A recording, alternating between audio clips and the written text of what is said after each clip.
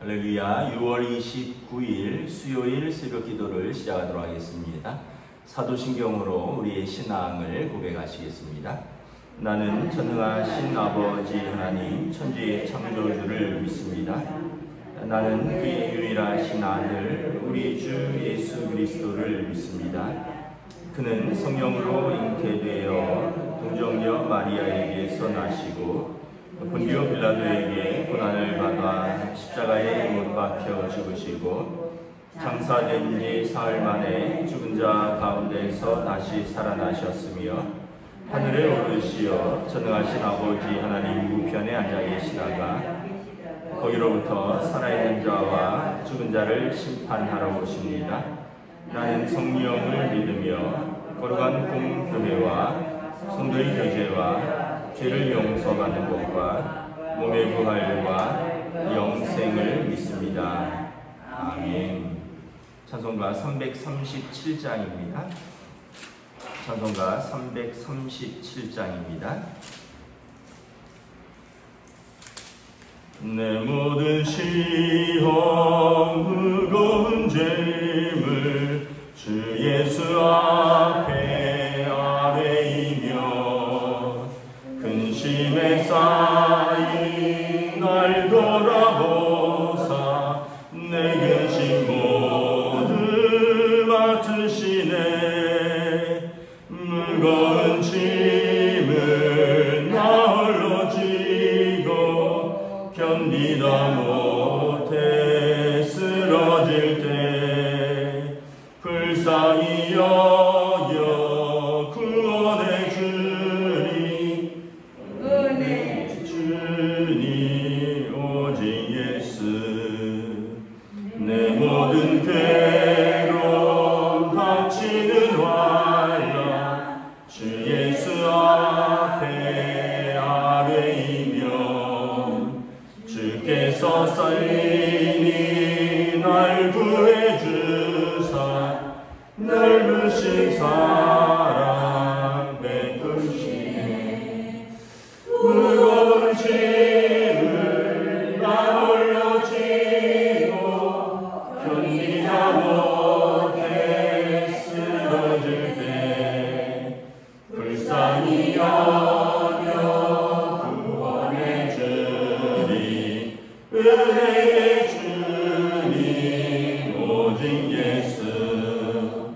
내 짐이 점점 무거워질 때 주 예수 앞에 아뢰이며 주께서 친히 날 구해주사 내 대신 짐을 져주시네. 무거운 짐을 나 홀로 지고 견디다 못해 쓰러질 때 불쌍히 여겨 구원해 주니 은혜의 주님 오직 예수. 마음에 심한 무서운 죄를 주 예수 앞에 아뢰이며 예수는 나의 능력이 되사 세상을 이길 힘 주시네.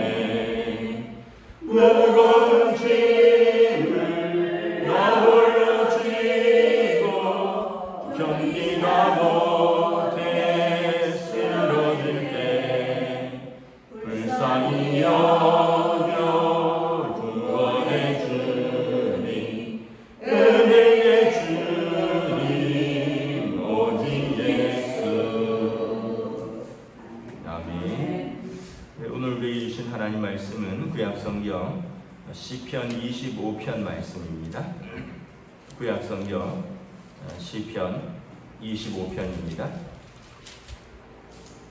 다 찾으신 줄 알고 저와 여러분들이 한 절씩 교도하도록 하겠습니다. 구약성경 시편 25편입니다. 여호와여 나의 영혼이 주를 우러러 보나이다. 나의 하나님이여 내가 주께 의지하였으니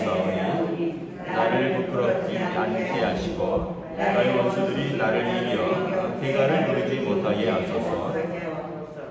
주를 바라보는 자들은 수치를 당하지 아니하려니와 까닭없이 속이는 자들은 수치를 당하리이다. 여호와여 주의 도를 내게 보이시고 주의 길을 내게 가르치소서. 주의 진리로 나를 지도하시고 교훈하소서. 주는 내 구원의 하나님이시오니 내가 종일 주를 기다리나이다. 여호와여 주의 긍휼하심과 인자하심이 영원부터 있었사오니 주여 이것들을 기억하옵소서. 여호와여 내 젊은 시절의 죄와 허물을 기억하지 마시고 주의 인자하심을 따라 주께서 나를 기억하시되 주의 선하심으로 하옵소서. 여호와는 선하시고 정직하시니 그러므로 그의 도로 주인들을 교훈하시리로다. 온유한 자를 정의로 지도하시며 온유한 자에게는 그의 도를 가르치시리로다. 여호와의 모든 길은 그의 언약과 증거를 지키는 자에게 인자와 진리로다. 여호와여 나의 죄악이 크오니 주의 이름으로 말미암아 사하소서. 여호와를 경외하는 자 누구냐? 그가 택할 길을 그에게 가르치시리로다. 그의 영혼은 평안히 살고 그의 자손은 땅을 상속하리로다. 여호와의 친밀하심이 그를 경외하는 자들에게 있으며 그의 언약을 그들에게 보이시리로다. 내 눈이 항상 여호와를 바라보면 내 발을 그물에서 벗어나게 하실 것이미려. 주여 나는 외롭고 괴로우니 내게 돌이키사 나에게 은혜를 베푸소서. 내 마음에 근심이 많사오니 나를 고난에서 끌어내소서. 나의 고난과 환난을 보시고 내 모든 죄를 사하소서. 내 원수를 보소서. 그들의 수가 많고 나를 심히 미워하나이다. 내 영혼을 지켜 나를 구원하소서. 내가 주께 기하오니 수치를 당하지 않게 하소서.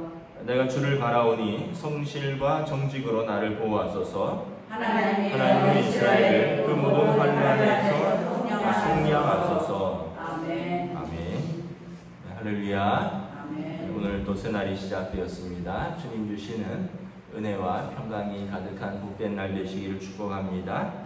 네, 오늘은 또 수요일입니다. 여러분 수요 영상 예배가 수요 예배가 영상으로 또 오전에 또 제공되면 또 여러분 함께 예배의 자리로 기도의 자리로 나아가서 또 공동체를 위해서 기도해 주시면 감사하겠습니다. 오늘 말씀은 이제 다윗 왕의 시라고 되어 있는데 다윗 왕의 기도이기도 하죠. 그래서 다윗 왕의 기도를 통해서 우리가 어떻게 기도해야 되는가를 또 한번 알아볼 수 있습니다.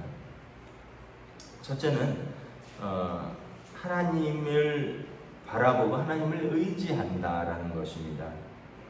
1절에 보면 여호와여 나의 영혼이 주를 우러러보나이다. 나의 하나님이여 내가 주께 의지합니다. 여러분 주를 바라보는 것이 신앙이죠. 믿음으로 앙망하는 것, 믿음으로 하나님을 바라보는 것이 신앙입니다.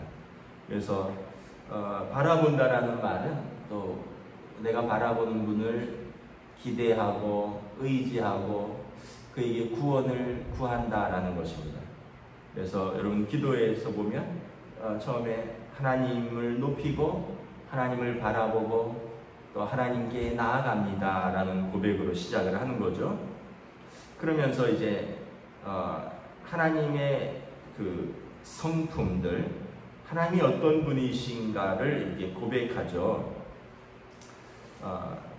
일단은 2절 3절에 보면 다윗 왕이 지금 아마 고난과 수치 가운데 있는 것 같습니다. 그래서 내가 하나님을 바라보는 나, 하나님을 의지하는 나를 부끄럽지 않게 하소서. 나의 원수들이 하나님을 바라보는 나를, 하나님을 의지하는 나를 이겨서 나의 원수들이 개가를 부르지 못하게 하소서.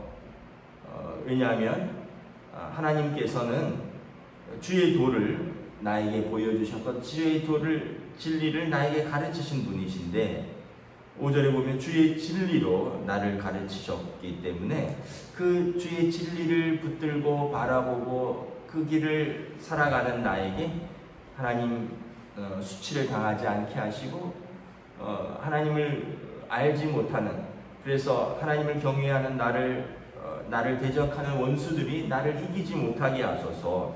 그래서 자기의 의로움이 아니라 하나님의 의로움, 자기의 어떤 공로가 아니라 하나님의 진리를 붙들고 기도하는 것이죠.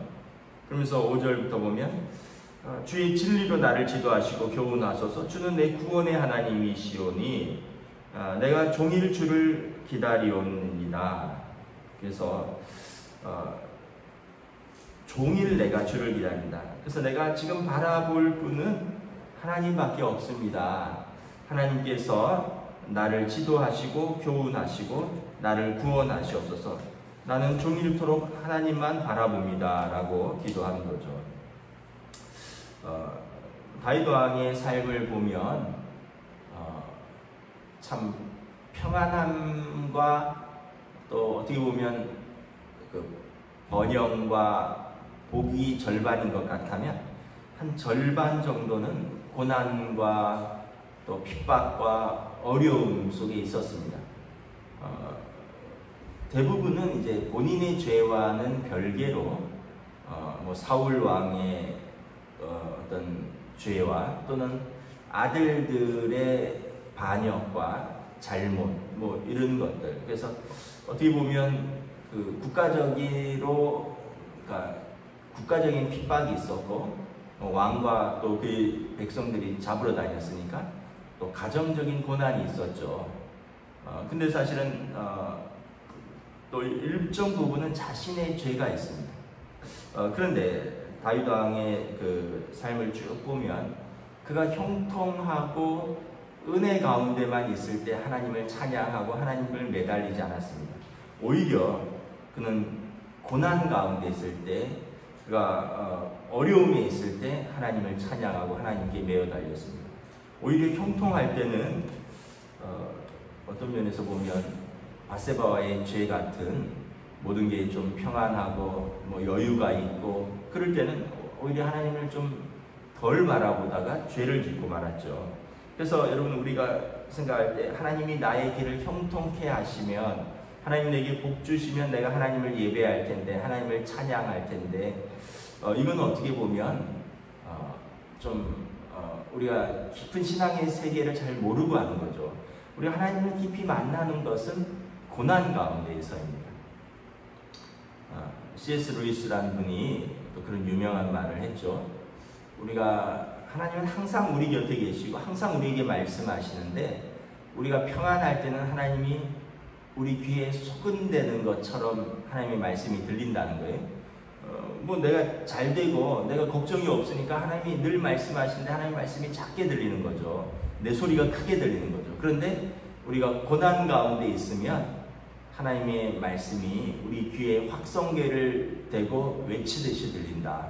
그때는 고난 가운데 있으면 나는 작아지고 내가 의지할 분은 하나님밖에 없으니까, 그러면 그때도 하나님은 여전히 같은 소리로 말씀하시는데 그때는 하나님의 소리가 크게 들린다라는 겁니다. 그래서 우리 신앙의 선배들을 보면 대부분 고난 가운데 하나님을 깊이 만났고, 고난 가운데 하나님께 나아가고, 고난 가운데 성장한 것을 알 수 있습니다. 우리가 생각할 때 지금은 고난이니까 고난의 때가 지나가면 하나님께 나아가겠다. 그렇지 않다라는 거죠. 깊이 하나님을 만난 사람은 고난 가운데 하나님을 뜨겁게 만난 것입니다. 다윗 왕은 이렇게 수치를 당하고 대적들이 그를 쫓고, 그럴 때 하나님의 도를, 하나님의 진리를, 하나님의 교훈을, 그러면서 내 구원의 하나님을 내가 종일토록 바라봅니다 라고 고백을 하는 거죠. 그러면서 이제 자신이 아는 하나님의 성품들을 붙들고 기도합니다. 나는 하나님을 이런 분으로 알고 있습니다. 그 하나님께서 나를 구원하여 주십시오, 이런 거죠. 6절에 보면 여호와의 주의 긍휼하심과 인자하심이 영원부터 있었사오니, 그러니까 하나님의 긍휼하심과 하나님의 인자하심, 이제 헤세드라 그랬는데, 하나님의 그 미쁘심, 하나님의 신실하심, 하나님의 긍휼하심이 처음부터 영원까지 있다라는 것입니다. 그래서 다윗 왕은 나의 의로움을 붙들고 기도하는 것이 아니라 하나님의 긍휼하심과 하나님의 인자하심, 하나님의 성품을 붙들고 기도하는 것입니다. 자신은 어떻습니까?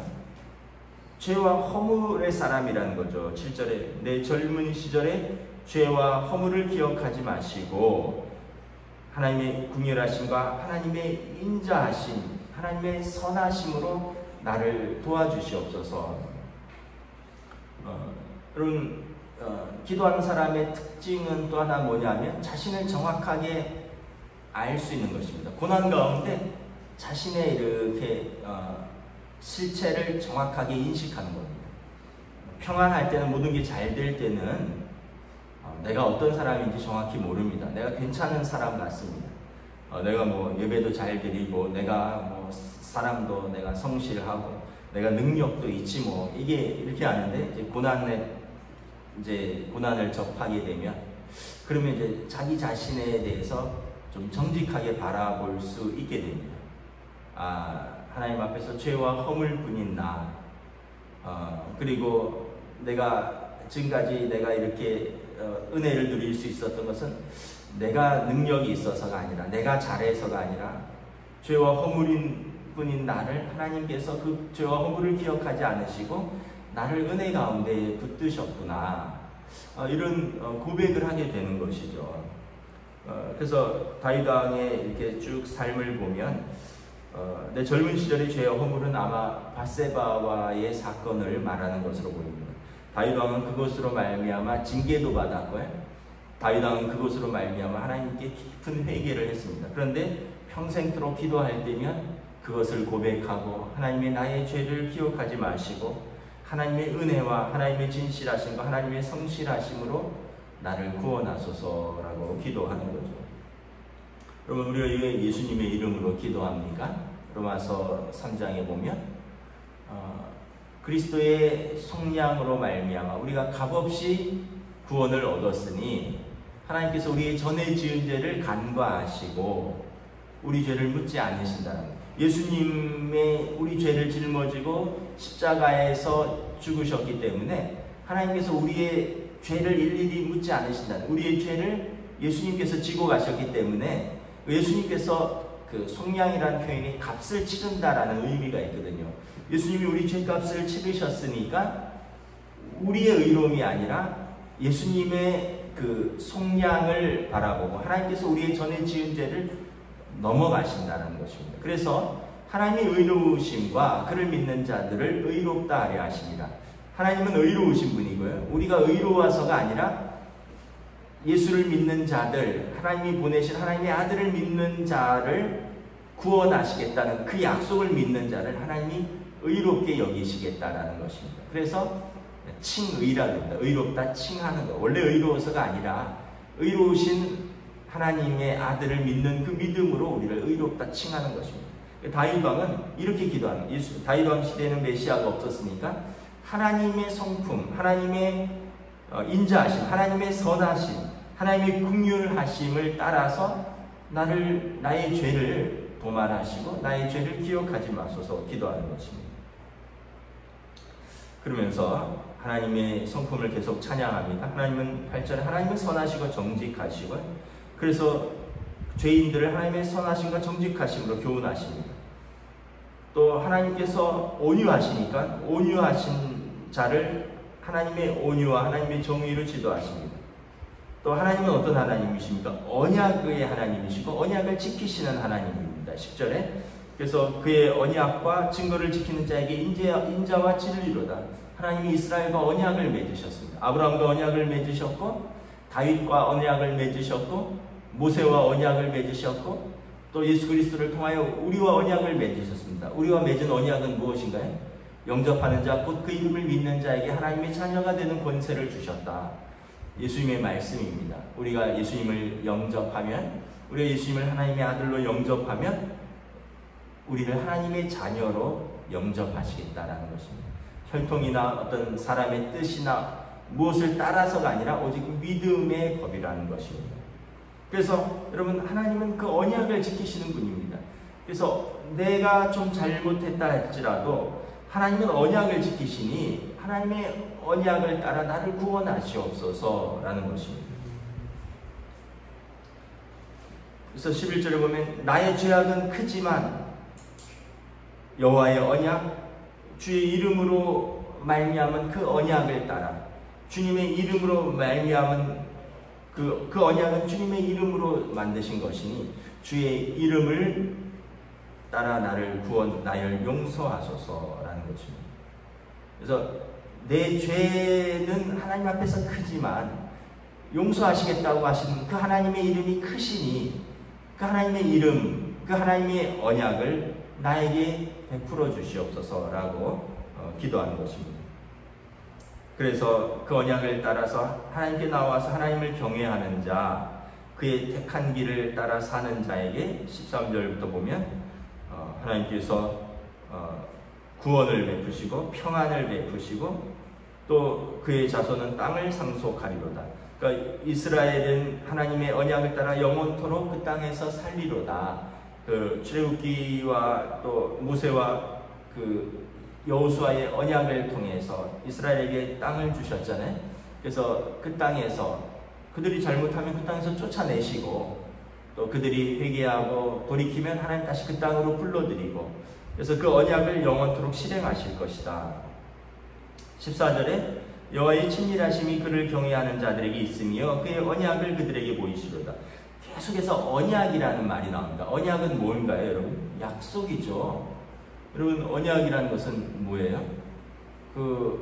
예를 들면 가장 쉬운 것이 우리가 집을 전세로 산다. 그럼 2년 계약, 사무실을 얻었다. 5년 계약, 2년 계약을 하죠. 그럼 그 기간 동안은 아주 특별한 잘못, 예를 들면 불을 냈다거나 아니면 계약 조건을 이행하지 않으면 그 언약을 지켜야 되는 거죠.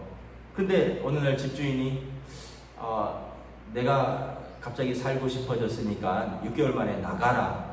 근데 당신이 여기서 장사하는 걸 보니까 잘 되는 것 같아. 내가 여기서 장사해야 되니까 1년 만에 나가라. 이러면은 계약 위반인 거죠.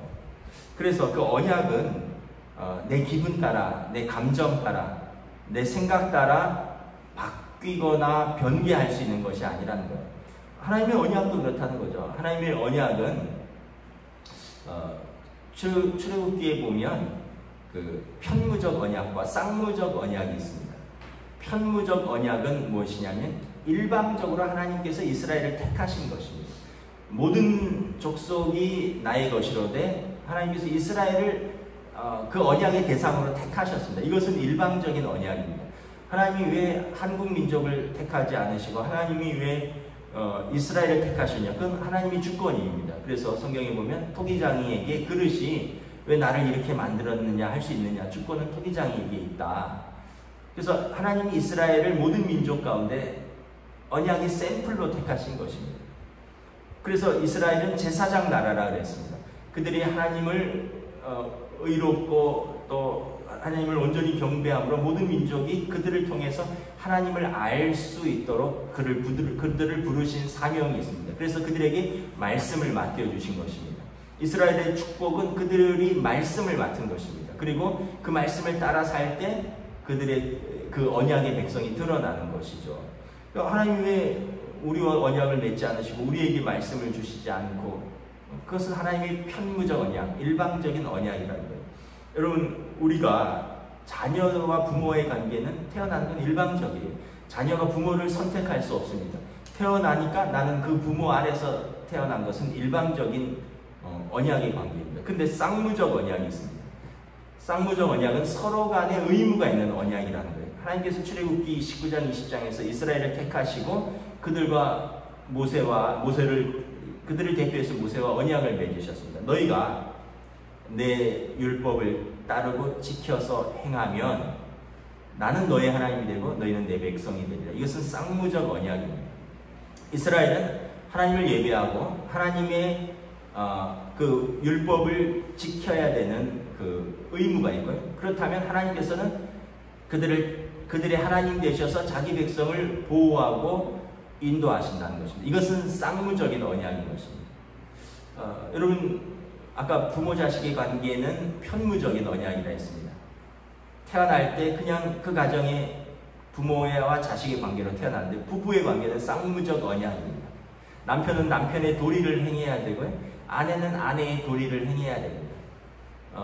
어느 한쪽이 자기 기분이 안 좋다고, 자기 감정 상태가 안 좋다고, 또는 어떤 또 다른 어떤 여러 가지 사항으로 인해서 그 한쪽이 언약을 깨면 다른 한쪽도 언약을 지킬 의무가 없어집니다. 왜냐하면 부부 관계는 쌍무적 언약이기 때문에 그렇습니다. 그래서 다윗 왕은 지금 하나님의 언약, 하나님께서 이스라엘과 언약을 맺으시고, 그리고 우리를 자기 백성 삼으신 그 하나님의 편무적인 언약과, 그리고 내가 하나님의 성품과 하나님의 법을 따라 살려고 애를 쓰는 나의 이 언약을 지키는 모습을 보시고, 나의 죄보다는 하나님의 언약을 나에게 지켜주십시오라고 기도하는 것입니다. 그래서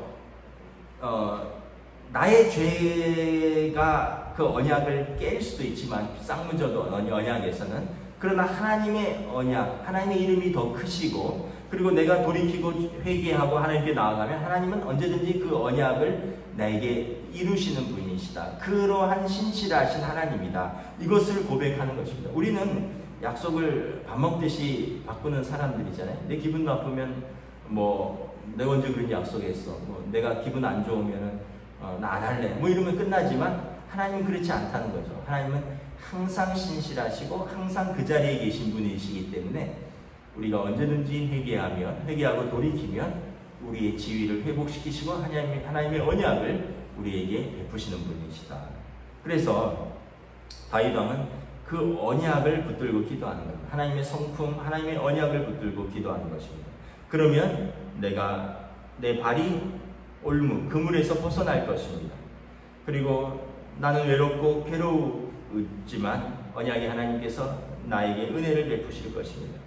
내 마음에 근심이 많지만 언약의 하나님께서 나를 고난에서 끌어내실 것입니다.